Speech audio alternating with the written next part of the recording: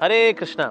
तो अक्सर ये बात आती है कि हमें कर्म फल, भला इसकी चिंता किए बिना हम कर्म कैसे करें, क्योंकि कर्म फल की चिंता करते हैं तभी तो मोटिवेशन मिलती है, ये फायर आती है कि मुझे कुछ करना है। तो इसलिए कर्म फल की चिंता भला हम कैसे छोड़ दें जी। भगवान गीता में बोल रहे हैं फल की चिंता मत करो, लेकिन हम फल की चिंता तो कर रहे हैं। तो एक तो ये तो खाने वाला फल है, एक कर्मों के फल भी होते हैं। तो कर्मों के फल को भला क्या करना चाहिए? भगवान श्री कृष्ण बोल रहे हैं कि तुम्हें तो अपनी ड्यूटी करनी चाहिए, फलों को तो त्याग देना चाहिए। अच्छा, त्याग देंगे तो फिर हम भला काम कैसे करेंगे?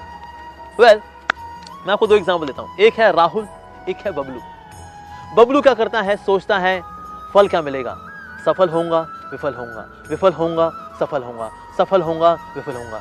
50% एनर्जी लगाता है इस तरह से सोचने में, सफल होऊंगा विफल होऊंगा, और 50% एनर्जी लगाता है काम करने में, जो उसकी ड्यूटी है। दूसरी तरफ राहुल है, राहुल फल की चिंता के बारे में कुछ नहीं सोचता, लेकिन हाँ जो उसकी ड्यूटी है उसको अच्छे से करता है। तो बताइए फल इसमें किसमें अच्छा मिलेगा?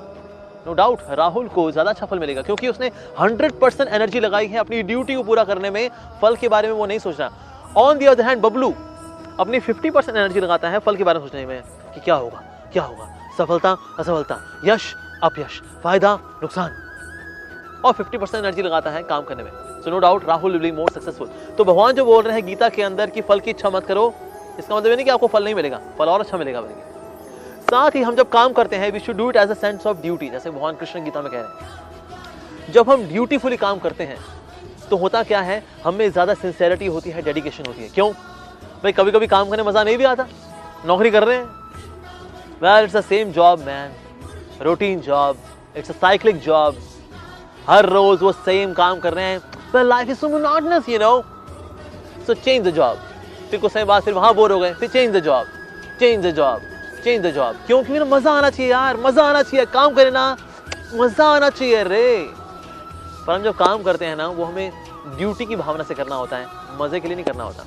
तो इसीलिए जब हम काम करते हैं, हमने कर्तव्य करते हैं, फल की चिंता नहीं करते हैं, तो ऐसी स्थिति में हम काम को ज्यादा ड्यूटीफुली, ज्यादा ईमानदारी के साथ, ज्यादा सिंसियरिटी के साथ कर पाते हैं। और फल वो चीज है जो कि आउटकम है। बेसिकली आउटकम हमारे हाथ में नहीं होता।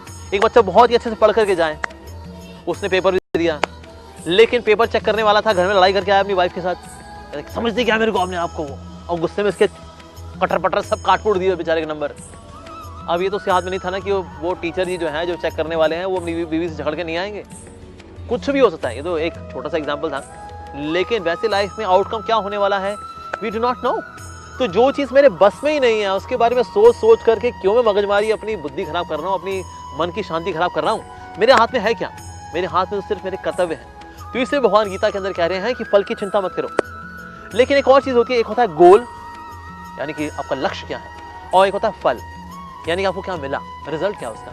भगवान आपको रिजल्ट से डिटैच होने के लिए कह रहे हैं, लेकिन ये नहीं कि गोल का ही पता ना हो, क्या कर रहे हैं जी, बस किए जा रहे हैं जी, गोल का पता ही नहीं। गोल तो होना चाहिए, लेकिन गोल वो होता है जो कि काम करने के पहले होता है, काम करने के बाद जो हमको मिलता है उसको बोलते हैं रिजल्ट। भगवान रिजल्ट से अनासक्त होने के लिए बोल रहे हैं, गोल से नहीं। तो गोल तो क्लियर होना चाहिए ताकि हमारे जो एक्शंस हो वो ज्यादा मीनिंगफुल हो।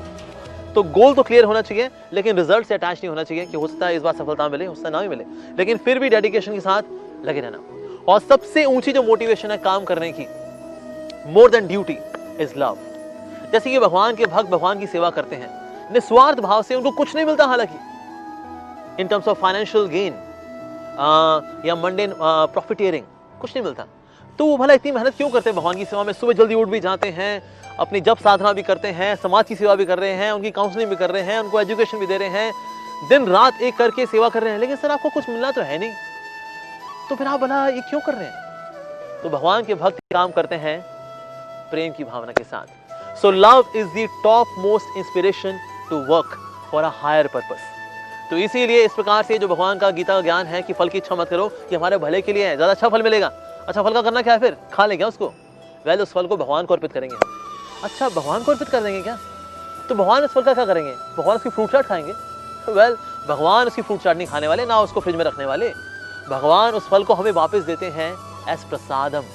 तो इसीलिए जब हम भगवान को फल अर्पित करेंगे तो हमें वो फल वापस प्राप्त होगा भगवान से प्रसाद के रूप में। कर्म फल से मुक्ति होती है बाबा। तो इस प्रकार से निष्काम भाव से जब हम सेवा करते हैं, यही भक्ति की शुरुआत है। भक्ति की शुरुआत होती है कर्म फल की चिंता ना करते हुए, फल भगवान को अर्पित करते हुए, उनसे प्रसाद देते हुए। यही शुरुआत है भक्ति की। सो कर्म yoga is the beginning and climax is भक्ति योगा। सो ज्यादा मैच्योर फ्रूट है भक्ति योग, लेकिन शुरुआत होती है उसी कर्म योग से, यानी कि फलों को भगवान को अर्पित करना। इस तरह से आप स्ट्रेस फ्री रहेंगे, क्योंकि जो चीज मेरे बस में नहीं होती उसको जब मैं बस में करने की कोशिश करता हूँ ना, स्ट्रेस होता है, तनाव होता है। तो इसीलिए भगवान हमको स्ट्रेस फ्री वे में कार्य करने के लिए मोटिवेट कर रहे हैं, बल्कि स्पिरिचुअल प्रोग्रेस में आगे बढ़ने के लिए इंस्पायर कर रहे हैं, रास्ता दिखा रहे हैं भगवद गीता के अंदर। So thank you very much for watching this video. Hare Krishna.